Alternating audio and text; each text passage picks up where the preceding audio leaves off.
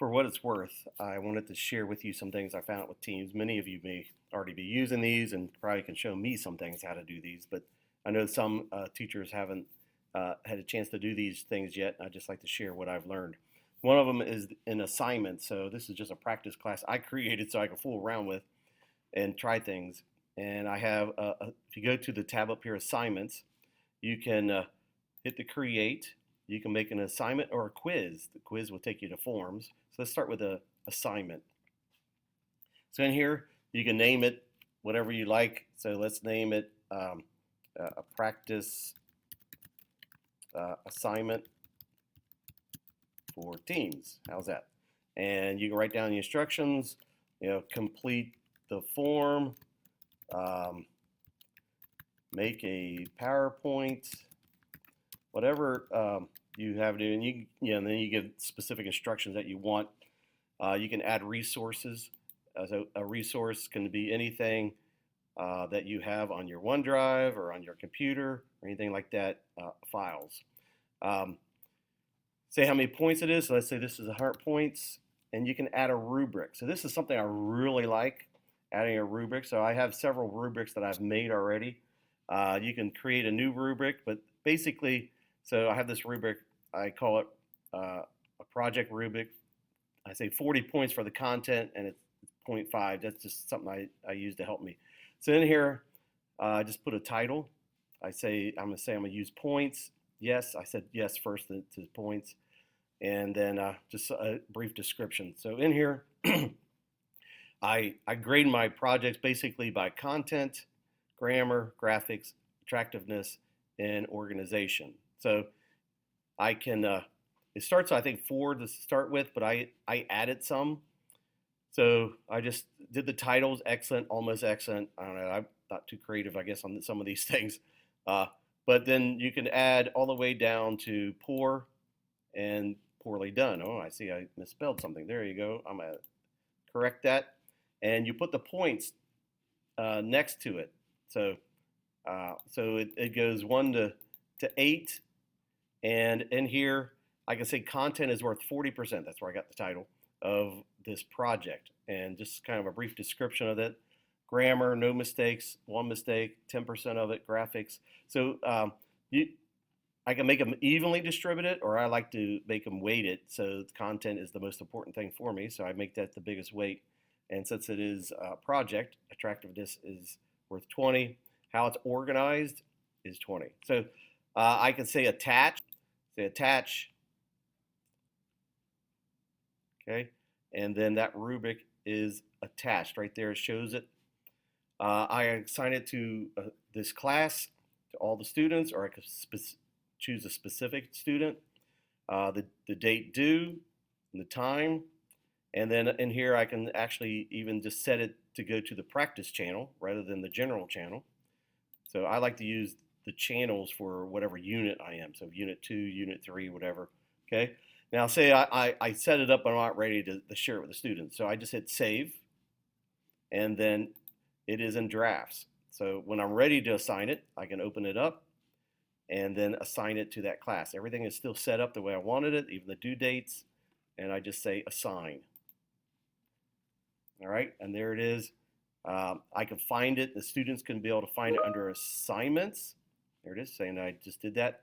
Or go to the particular channel, and there it is, and they can view it. Now, when I view it, I don't have any students in this class because it's a practice one. It will list it, and I'm going to show you one of my assignments, how that looks. Okay, this is an assignment. I have it in this channel here, Unit 2, and I see that I can view the assignment, and I can look through to see who has turned it in, who has viewed it but hasn't turned it in. When it says not turned in, they haven't even viewed it yet. So they haven't even looked at the assignment yet. And so let me just look at one of these. I'm going to click the turned in. And right there is the PowerPoint as their name up there. And so I can show the PowerPoint. I can just click on and do it. Or if I just really is more interested in the content and not so much the transitions, I can step through each slide. And as I do that, I can click on the project rubric, right here, as I look through it, content, so I happen to already have looked at this. The content is very good. There was no mistakes. The all assigned are applicable and nicely done for the graphics. The attractive, very pleasing to the eye, and orderly. It was the order that I was expecting. There you go. It's 100%. When I'm done, just click done. All right, and then I can click to the next student right there. So it goes to the next student, and it pulls up theirs, and I can step through the rubric again.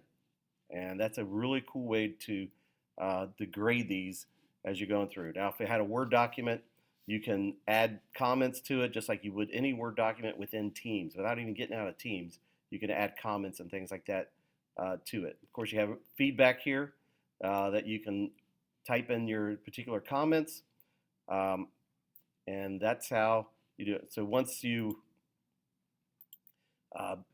I'm done with it, you just hit return.